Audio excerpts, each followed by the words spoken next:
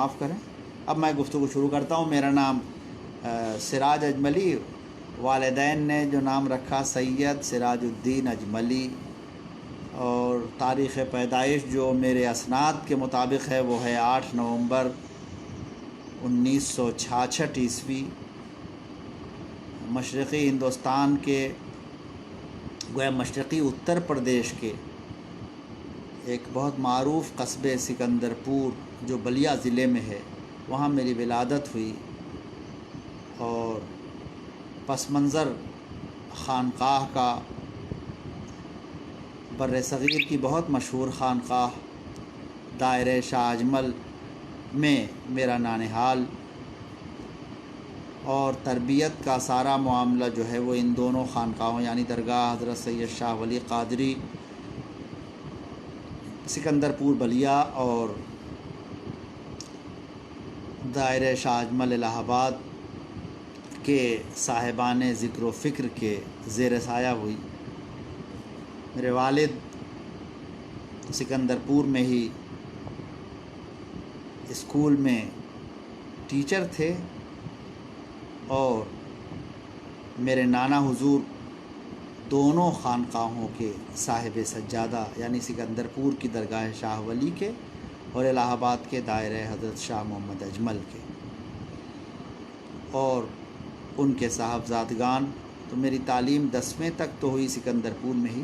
High school کے بعد میں الہ آباد آ گیا، اور دائرہ شاہ اجمل میں وہیں رہ کے میں نے انٹرمیڈیٹ کیا، اور گریجویشن بھی وہیں کیا۔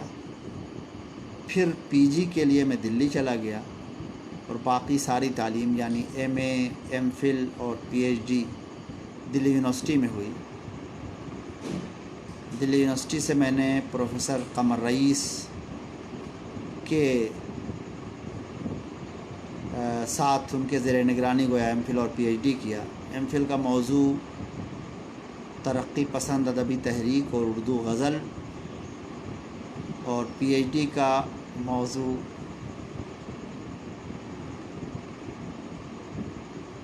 غزل کے علامتی نظام کا سماجیاتی و تہذیبی تناظر۔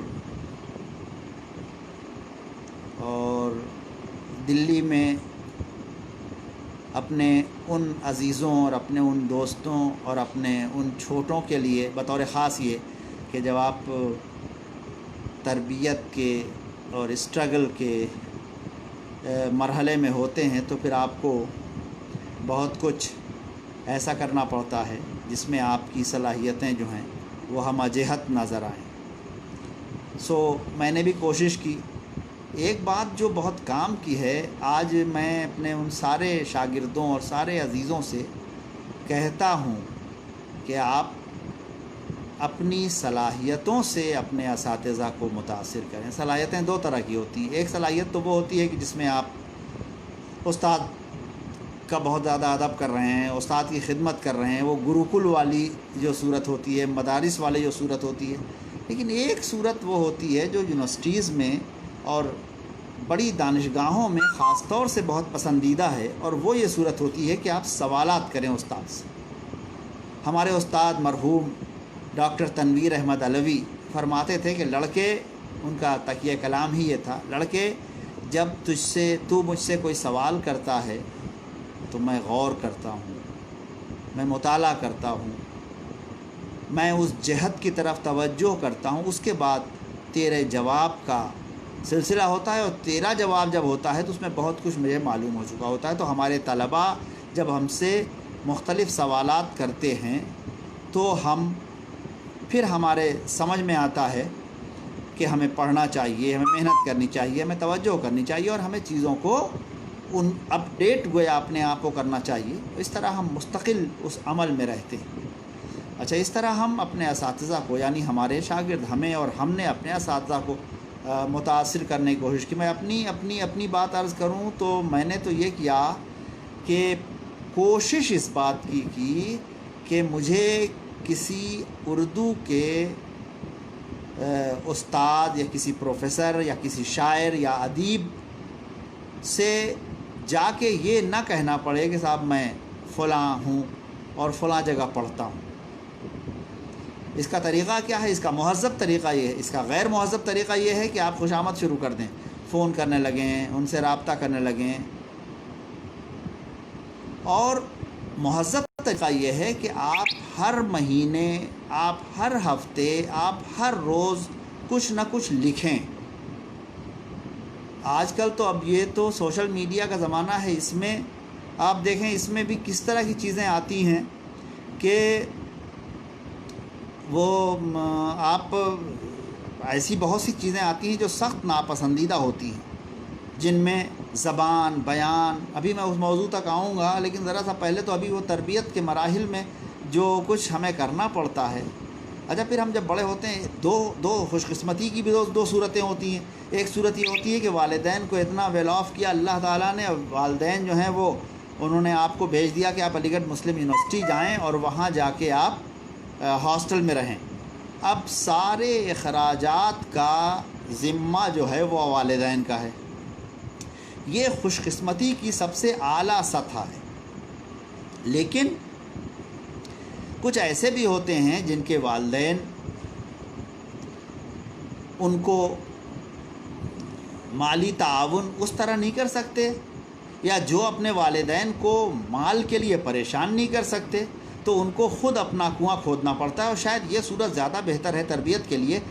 غیر ممالک میں اور دوسری قوموں کے ہاں یہ طریقہ بہت ہے کہ وہ اپنے گویا تربیتی مراحل میں اور اپنے اسٹرگل کے پیریڈ میں ہی وہ جتنا صلاحیتیں جمع کرتے ہیں اتنا ہی وہ ان صلاحیتوں کو روبہ عمل لانے کے لیے جو مالی ضرورتیں ہوتی ہیں ان کے لیے بھی وقت نکال لیتے ہیں. تو میرے ساتھ معاملہ یہی تھا کہ مجھے پیسوں کا انتظام، روٹی کا انتظام بھی کرنا تھا. یہی نہیں بلکہ اور اپنے ساتھ اپنے باپ کے وزن کو کم کرنے کے لیے اپنے بھائیوں کو بھی میں لے آ کے ساتھ میں وہاں پڑھنا ہم لوگوں نے شروع کر دیا. تو 3 لوگ رہتے تھے اور ان تینوں کے لیے ایک پیسے کا مطالبہ گھر سے نہیں کر سکتے تھے. کچھ ایسا معاملہ تھا. سو ہم نے اخبارات میں لکھنا، ریڈیو میں جو کچھ اس وقت ممکن تھا وہ کیا.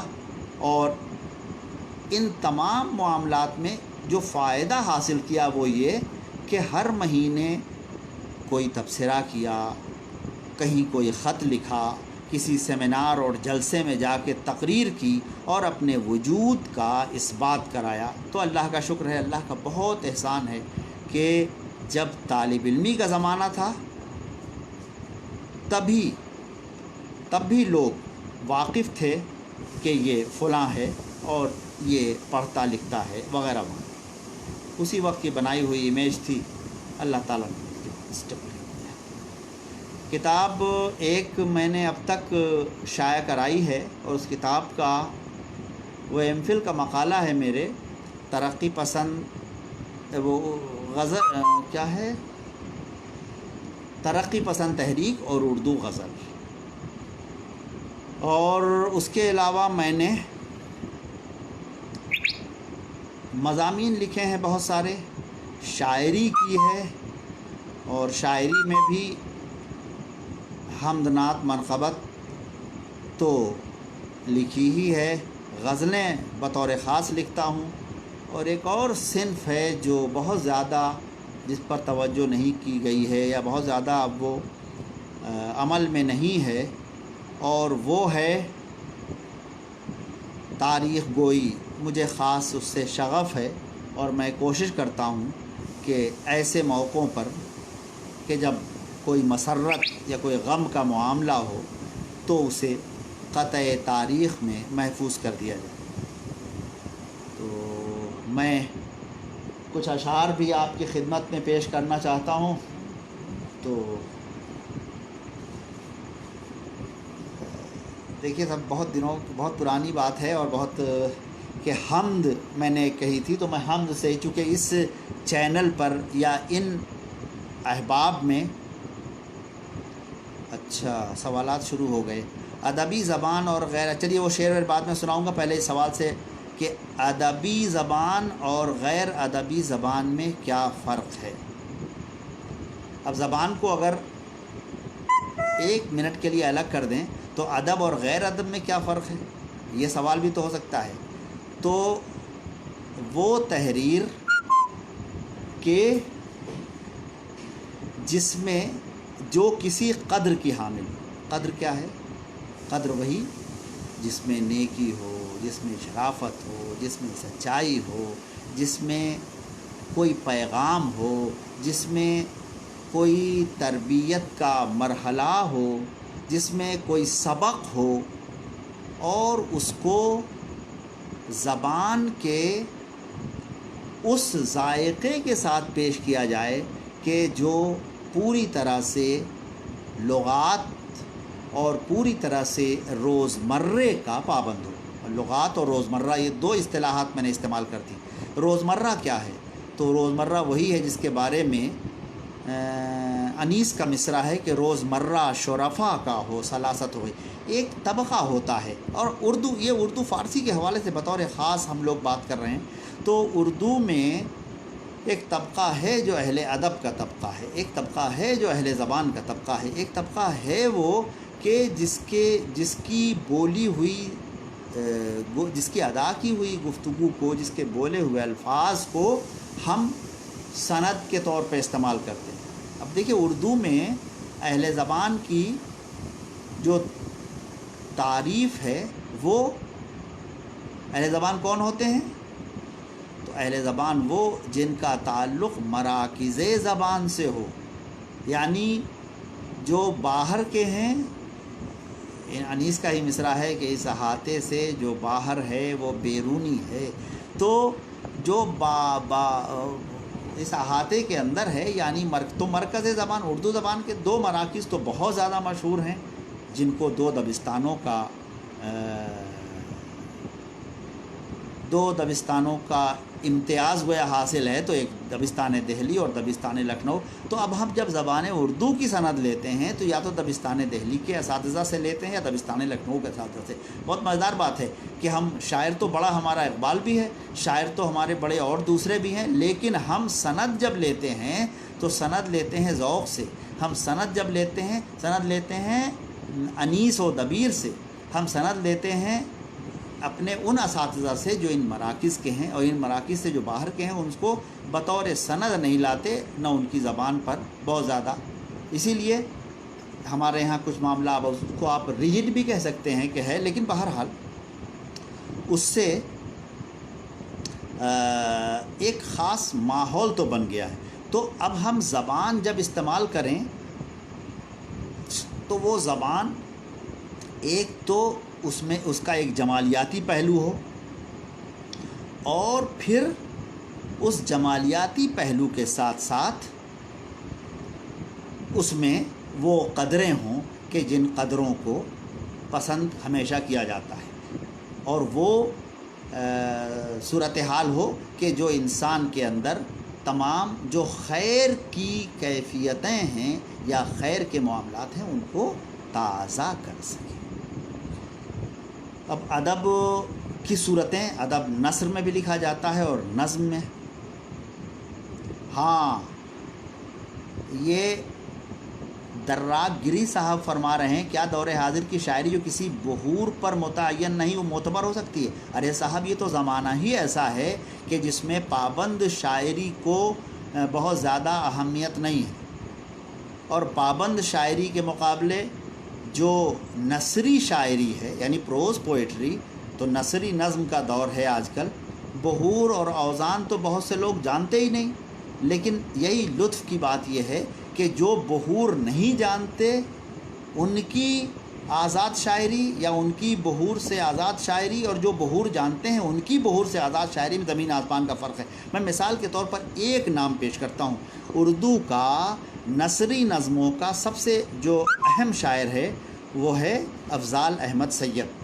اور افضال احمد سید کی جو پابند شاعری ہے وہ بلا کی ہے. اس کی پابند شاعری اتنی زبردست ہے، اس کی غزل ایسی زبردست ہے، اسی لیے وہ اس کی نثری نظمیں بھی اعلیٰ درجے کی ہیں. اس بات کو میں ایک اور دوسرے طریقے سے کہتا ہوں، وہ مثال آپ بھی سن لیجئے اور اس مثال سے آپ کو شاید اچھا لگے. سوال ذہن میں رکھیے گا کہ بحر کا تعین نہ ہو تو شاعری کس درجے کی ہو سکتی ہے؟ جواب یہ ہے کہ اگر آپ کو پینٹنگ آتی ہے، اگر آپ کو پینٹنگ آتی ہے تو ہی آپ کی ایبسٹریکٹ پینٹنگ پسندیدہ ہے۔ یعنی اگر آپ چوہا بنانا جانتے ہیں، اگر آپ برش لیں اور ریکھا کی تصویر، ریکھا چھوڑیے، ایک خوبصورت سی لڑکی کی تصویر بنا دیں، اب اس کے بعد یعنی یہ آپ نے بنیادی امتحان پاس کر لیا، اب اس کے بعد آپ جو کچھ کریں گے تو پھر ہم آپ کو پکاسو کا ثانی مان لیں گے۔ لیکن یہ ممکن نہیں کہ آپ کچھ نہیں کرتے، کچھ نہیں جانتے، اور اس کے بعد آپ ایک دم سے آ جائیں اور کہیں کہ I am also a poet. تو ہم ایسے بھائی صاحب ایسے شاعر کو شاعر نہیں مانتے۔ اس کو جاننا چاہیے کہ وہ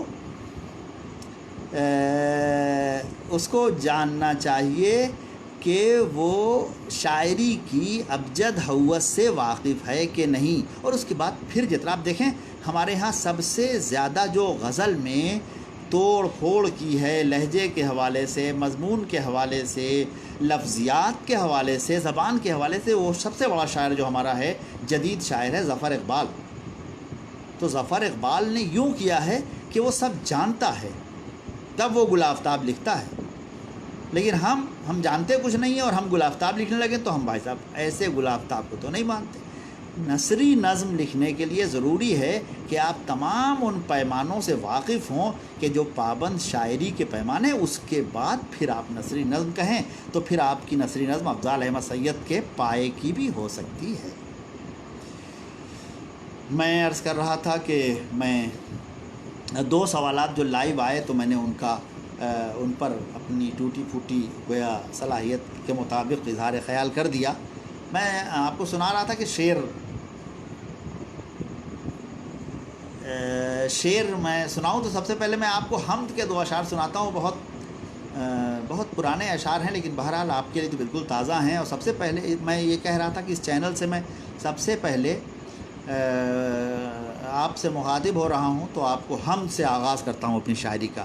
سماعت فرمائیں کہ اے میرے رب تیرا رتبہ مجھ کو بتایا امی نے، اے میرے رب تیرا رتبہ مجھ کو بتایا امی نے، تو ہے سب کا پالنے والا مجھ کو بتایا امی نے۔ دیکھیے مصرع بھول گیا شاید۔ بھوکا اٹھنا کھا کر سونا تیرے کرم کی باعث ہے، بھوکا اٹھنا کھا کر سونا تیرے کرم کی باعث ہے، تو ہے سب کا پالنے والا مجھ کو بتایا امی نے۔ اور تو نے اپنے پیارے بندے بھیجے ہدایت کی خاطر، آدم و شیس و نوح کا رتبہ مجھ کو بتایا امی نے، وغیرہ وغیرہ۔ 4 مصرے یاد آ رہے ہیں اسی سلسلے کے غزل کے، جو بالکل میں نے شروع میں جو کچھ شعر کہے تھے ان کا ایک عکس سماعت فرمائیں کہ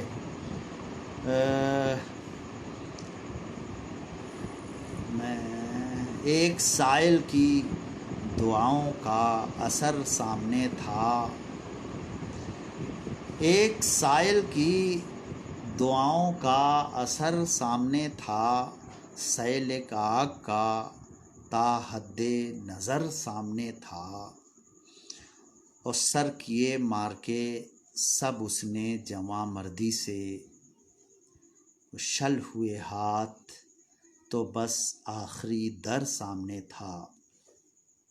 ویسے بھائی صاحب اصل بات یہ ہے کہ شعر سنانے کا لطف تو تب ہے، ہم لوگ خاص طور سے اسی تربیت والے لوگ ہیں کہ جس میں سامعین باتمکین سامنے ہوں اور داد دے رہے ہوں۔ یہ جو داد آ رہی ہے یہ بھی اس کی رفتار کم ہو گئی۔ اچھا یہ رفتار جو ہے یہ ڈیپینڈ کرتی ہے نیٹ پر، یہ اور مصیبت ہے۔ تو اس لیے مجھے شعر سنانے میں زیادہ لطف نہیں آ رہا ہے، اور کب تک دیکھیے میں بول پاتا ہوں، اس لیے کہ سامنے سے اگر رسپانس تیز آئے گا تو پھر میں باتیں اپنی طویل بھی کر سکتا ہوں۔ یہ جزاک اللہ، یہ دلوں کی جو بوچھار شروع ہوئی، بس یہ اس کا مطلب ہے کہ لوگ دیکھ رہے ہیں اور انگلیوں کا استعمال کر کے داد دیں، جیسی مقدر میں داد ہوگی ویسی ہی ملے گی بھائی صاحب۔ بہت شکریہ، جزاک اللہ۔ اب ایک دم تازہ بتازہ غزل کے. جی بالکل صحیح کہا آپ نے. اور یہ اولاد کی پہلی تربیت گاہ امی ہوتی ہے. مشتاق وانی صاحب جزاک اللہ، بہت شکریہ. کیا سوال آیا؟ معیاری ادب میں کون سی خصوصیات ہونی چاہیے؟ بھائی بہت عمدہ سوال ہے یہ. معیاری ادب میں کون سی خصوصیات ہونی چاہیے. اب ہم اس سوال کا جواب دینے کے لیے پلٹ کے ایک سوال کر دیتے ہیں کہ ایک ناول ہے منوج باجپئی، پریم باجپئی کا وردی والا غنڈہ. ایک ناول ہے دت بھارتی کا.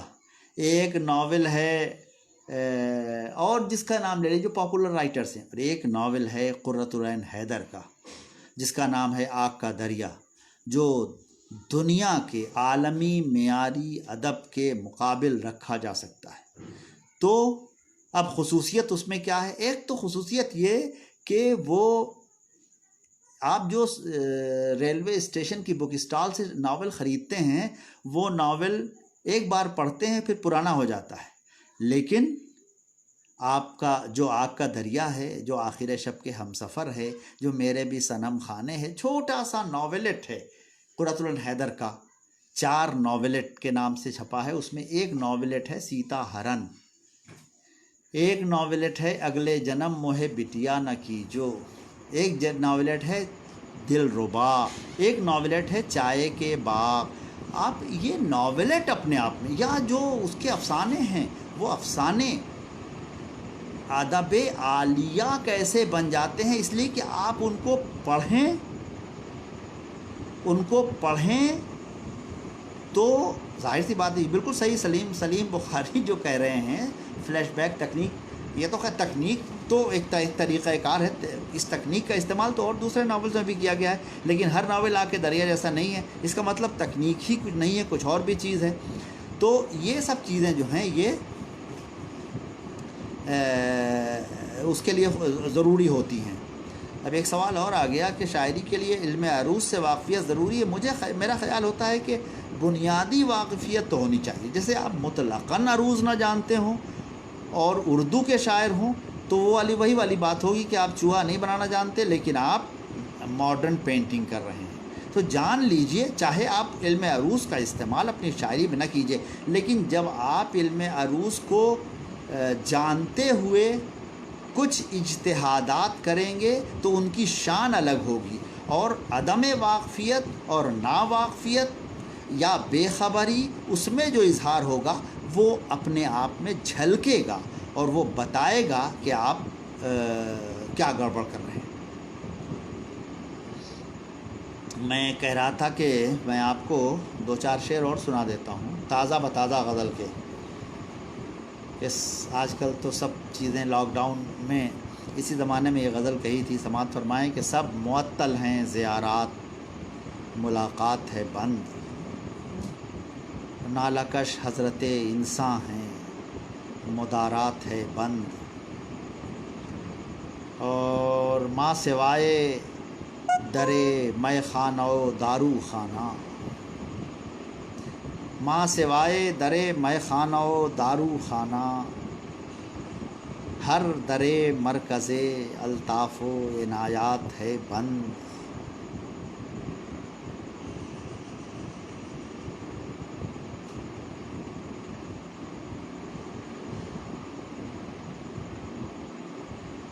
سب معطل ہیں زیارات ملاقات ہے بند، نالکش حضرت انساں ہیں مدارات ہے بند.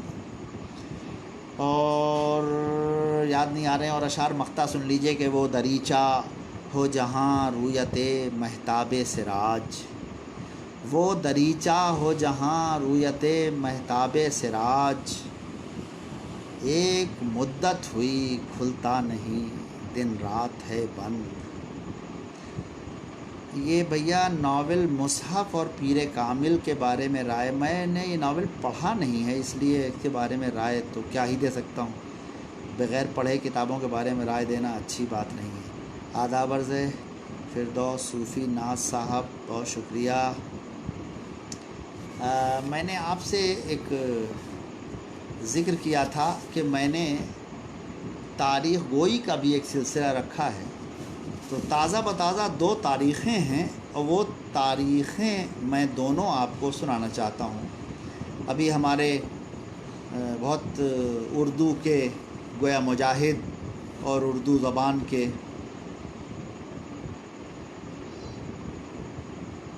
آپ دور حاضر میں شاعری کے صنف اور کس شاعر کو زیادہ اہم مانتے ہیں؟ دیکھیے، اس زمانے میں غزلیں اور نظمیں، یہ 2 اصناف جو ہیں، ان میں بہت کمال کی شاعری ہو رہی ہے۔ اور پیرزادہ رئیس احمد صاحب کا بھی بہت شکریہ، نائلہ بطول کا بھی شکریہ۔ شاعری کی کس صنف اور کس شاعر کو زیادہ اہم مانتے ہیں؟ تو شاعری کے اصناف میں تو غزل اور نظم، ان دونوں کا ہی زمانہ ہے، اور غزل کے بھی شاعر ہمارے بہت زبردست۔ اب آپ جس علاقے میں بطور خاص اس وقت ہم جس علاقے کے احباب کی دعوت پر یہ گفتگو کر رہے ہیں، اس علاقے میں ہمارے کئی دوست بہت خوبصورت شاعر ہیں، بلکہ ایک تو ہمہ جہت فنکار ہیں۔ 2 لوگوں کے نام میں بطور خاص لوں گا وہاں کے۔ ایک تو ہمارے شفق سوپوری صاحب ہیں، جو شاعر بھی ہیں اور افسانہ اور ناول نگار بھی ہیں، اور ایک ہمارے دوست ہیں نذیر آزاد۔ یہ دونوں بہت باکمال شاعر ہیں جدید غزل کے، بطور خاص نظمیں بھی ان لوگوں نے کہی ہیں۔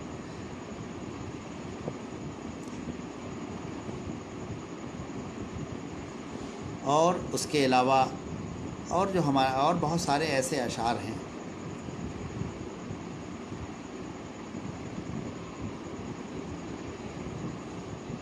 محنت سے شاعر بننے کے لیے نہیں صاحب، یہ تو زور بازو سے شاعر بننا ذرا سا دشوار ہے۔ اسی کے لیے شاید کہا گیا ہے، یہ سعادت بزور بازو نیست تا نہ بخشد خدائے بخشن۔ بھیا یہ نذیر آزاد کا نام صحیح لکھیے، نذیر وہ والا ہے ڈرانے والا زال سے۔ آپ ہمارے شاگرد ہیں، اس لیے کوئی اور کہے اس سے پہلے ہم ہی نے کہہ دیا۔ تو یہ جو ہے، آپ کوشش کر کے محنت کر کے موضوع طبع تو ہو سکتے ہیں، شعر بنا تو سکتے ہیں، لیکن وہ جو ایک کہاں سے آتے ہیں مضمون، وہ والی جو صورت ہوتی ہے، وہ تو اندر خزانہ چھپا ہوتا ہے تبھی ہوتی ہے۔ کچھ یعنی ممکن نہیں کہ آدمی بہت زیادہ محنت کرے تو کچھ تو ہو جائے گا، لیکن شعر کے ساتھ ایک جو ہم لوگوں نے نزول کا سلسلہ رکھا ہے کہ صاحب شعر نازل ہوتا ہے، تو اس لیے شعر تو نازل ہی ہوتا ہے ذاتی محنت سے۔ ہاں شکریہ، بالکل صحیح۔ ذاتی محنت سے آپ شعر فہم بن سکتے ہیں، شعر گر بن سکتے ہیں، لیکن شعر گو نہیں بن سکتے۔ شعر گوئی کے لیے تو عنایت اور ماحول کی تربیت بھی ضروری ہے۔ ہمارے اساتذہ جو ہیں پہلے وہ تو کہتے تھے کہ آپ کو شاعری کے لیے 10,000 شعر یاد کرنے کی شرط ہے، پھر 10,000 شعروں کو بھلانے کی شرط ہے۔ تو اب یہ سب تو نہیں ہوتا، لیکن بہرحال آپ کا جتنی اچھی آپ کی تربیت ہوگی، جیسا آپ کا ماحول ہوگا، جیسی آپ کی فکر رسا ہوگی، اور اس پر جیسا آپ پر یہ دیوی جو شاعری کی ہے مہربان ہوگی، اگر ایسا ہو جائے گا تو پھر تو آپ بہت زبردست شاعر بھی ہو جائیں گے۔ گلزار دہلوی کے بارے میں کہہ رہا تھا۔ گلزار دہلوی ہمارے بڑے اہم شاعر تھے، اور ہاں جی آتے ہیں غیب سے یہ مضامین خیال میں۔ تو یہ مضامین کا جو آنا ہے، ورنہ تو جو سامنے کی باتیں آج کل جیسی شاعری ہوتی ہے، تو اس شاعری کے مقابلے یہ شاعری جو ہے کہ جس کی عمر 200 سال اور 300 سال اور ہزار سال، یعنی آج بھی آپ دیکھیں کہ آپ حافظ و سعدی اور رومی و جامی کے شعر پر سر دھنتے ہیں، اور نظیری، اور آپ کے یہاں کا جو دوسرے غنی کاشمیری اور بے دل بے دل دہلوی یا عظیم آبادی، ان کا رنگ کم نہیں ہوتا، ان کا رنگ کم نہیں ہوتا، تو ان کا اثر ختم ہی نہیں ہوتا، ان کی لذت جاتی ہی نہیں ہے۔ یہی سبب ہے کہ ان کے یہاں جو اظہار کی سطح ہے اور جو عمق ہے، جو گہرائی ہے، اس نے زمان و مکان کی حدوں کو کہیں سے کہیں پہنچا دیا ہے۔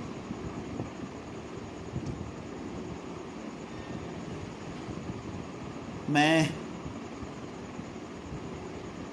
آپ کو سنا رہا تھا کہ میں نے گلزار دہلوی کی تاریخ وفات کہی۔ گلزار دہلوی کے 4 مصرے ان کے خود کے مصروں میں سے ایک مصرے سے میں نے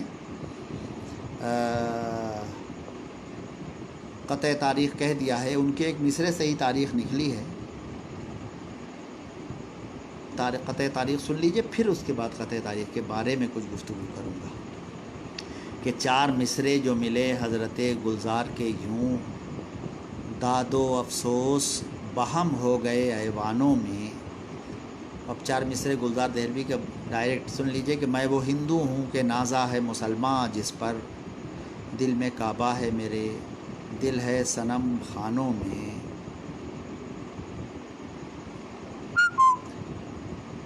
جوش کا قول ہے اور اپنا عقیدہ گلزار، ایسا کافر نہ اٹھا کوئی مسلمانوں میں۔ یہ چاروں مصرے نقل کرنے کے بعد اب میں نے ان پر 4 مصرے اپنے لگائے اور تاریخ بن گئی۔ دل نے لاریب کہا اور سراپا ان کا، آن موجود ہوا دل کے نہاں خانوں میں۔ اور پھر جستجوئے مصرعِ تاریخ سراج، یوں مکمل ہوئی اشعار کے پیمانوں میں۔ ان کے مصرے سے جو تاریخ ملی مان گیا، دل میں کعبہ ہے میرے، دل ہے صنم خانوں میں۔ 1532 ہوئے اس کے، اور اسے مان کے اعداد کا تخرجہ ہو گیا تو 1441 ہجری یہ تاریخ ہجری تاریخ برآمد ہو گئی گلزار دہلوی۔ غالب خستہ کے بغیر کون سے کام بند ہیں، روئیے زار کیجیے ہائے ہائے کیوں، روئیے زار زار کیا کیجیے ہائے ہائے کیوں۔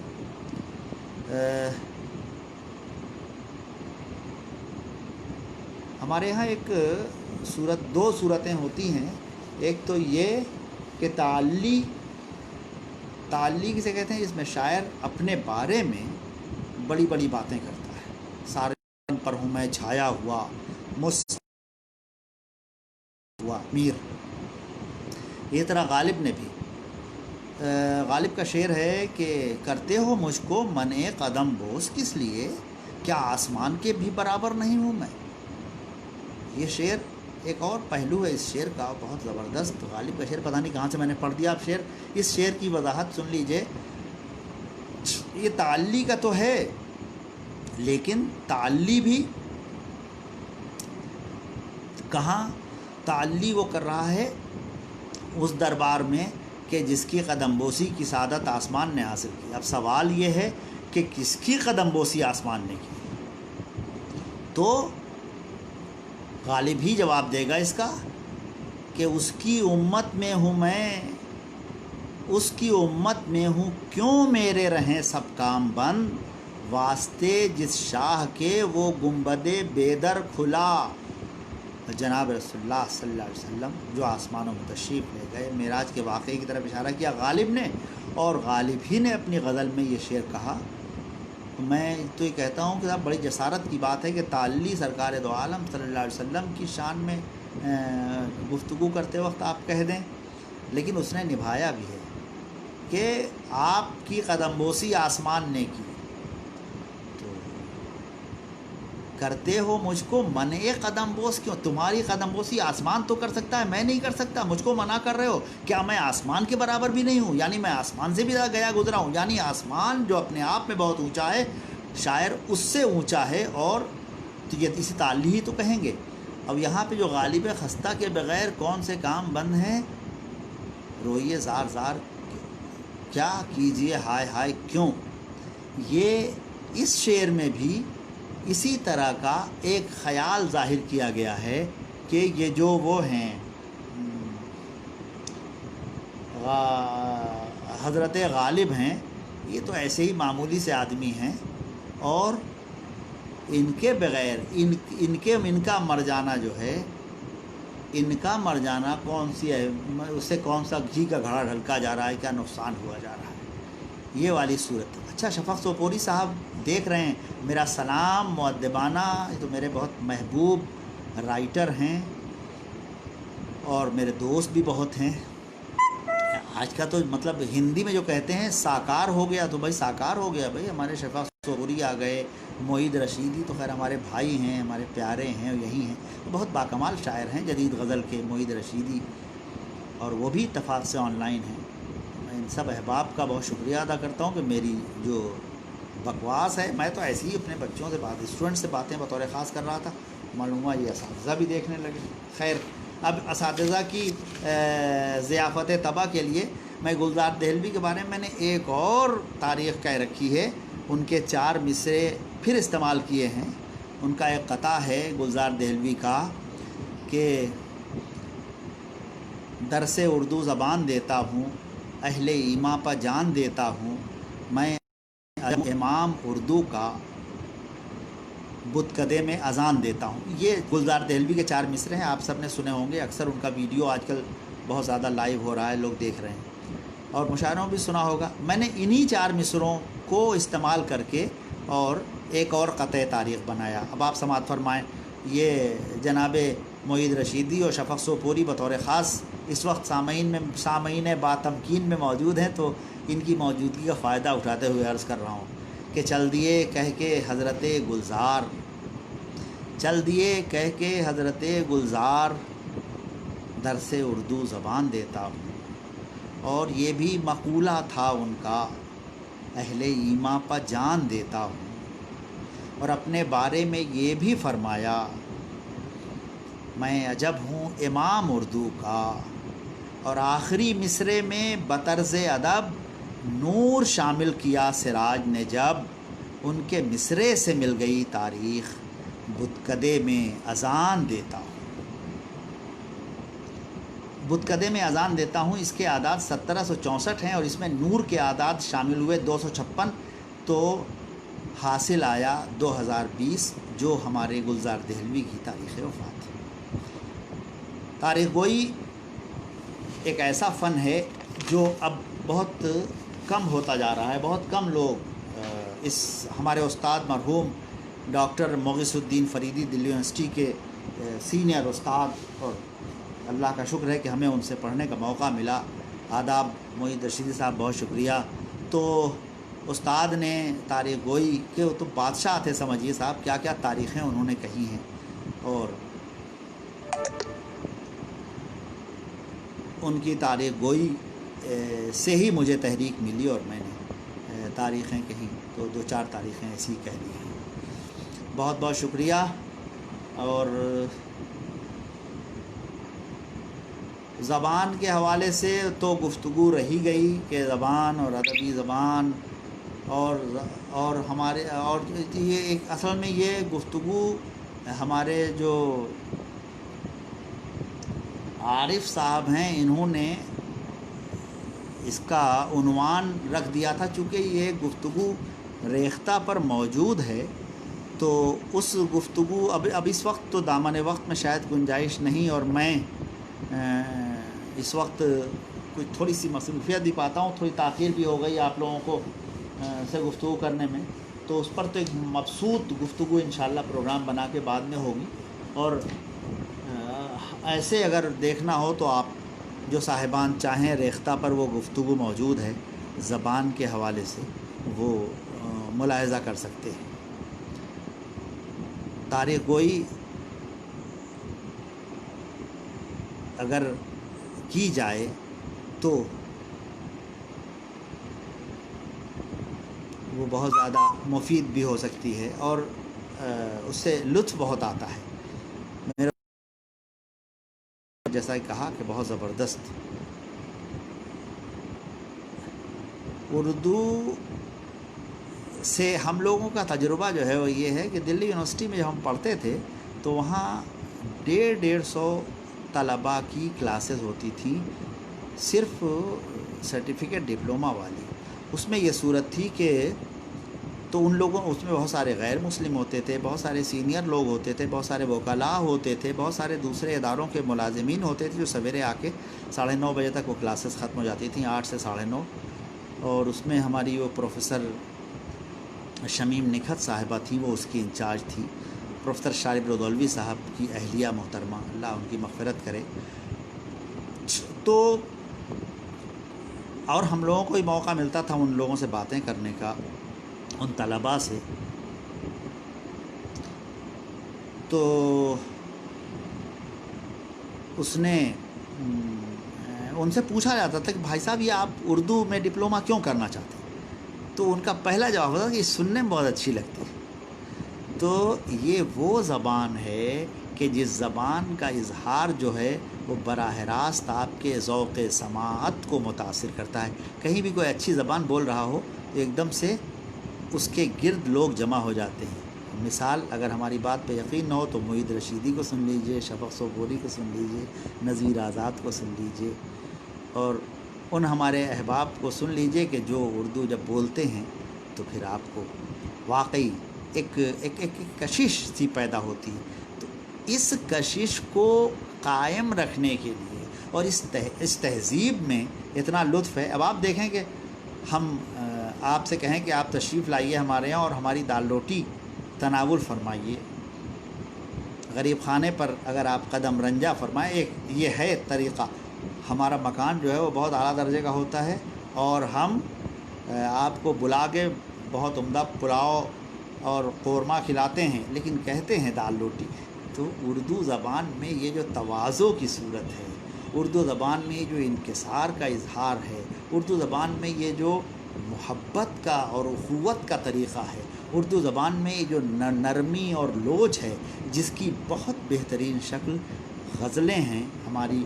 جو اور غزل صرف وہ تو جو لغات میں ہمارے بچے پڑھ کے آتے ہیں BA میں اور ہم کو بتاتے ہیں غزل کے معنی عورتوں سے باتیں کرنا یا عورتوں کی باتیں کرنا، تو اس سے تو غزل کہیں بڑھ گئی. اب آپ دیکھیں غزل میں کون سا موضوع دنیا کا ہے جو نہیں سمویا، اور کون سا اظہار ہے کہ اسے غزل نے نہیں کیا، اور کیا صورت ہے، اور زبان کو کس درجے پر اس نے استعمال کر کے کہاں پہنچا دیا ہے.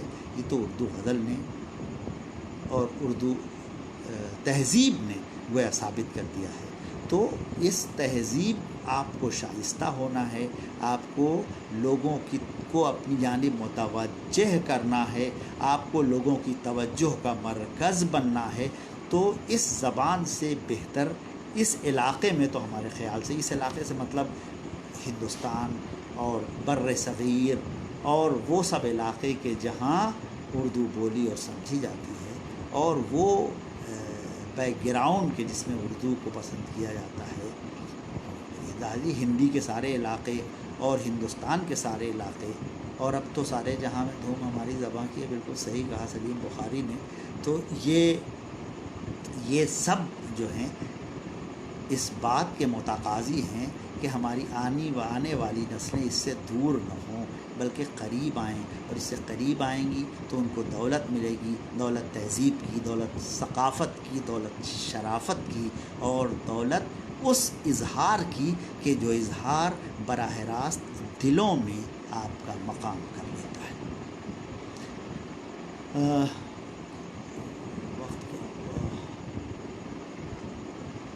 تو صاحب اب میرے خیال میں اجازت چاہوں گا، مجھے ایک بہت ہی اہم مصروفیت ہے میری. تو اس لیے بہت بہت شکریہ جن سامعین نے اور جن حضرات نے اپنا وقت اتنا زیادہ دیا اور اس خاکسار کی گفتگو کو سنا اور داد و تحسین سے نوازا، ان سب کا بے حد شکریہ. اور تحریک بقائے اردو کے احباب اور اراکین کا بہت شکریہ. اللہ آپ کی عمروں میں برکت دے اور آپ کی تخلیقی صلاحیتوں اور زبان و ادب کی خدمت کی صلاحیتوں میں بیش از بیش ترقی فرمائے. والسلام علیکم ورحمۃ اللہ. بہت بہت شکریہ. خدا حافظ و ناصر.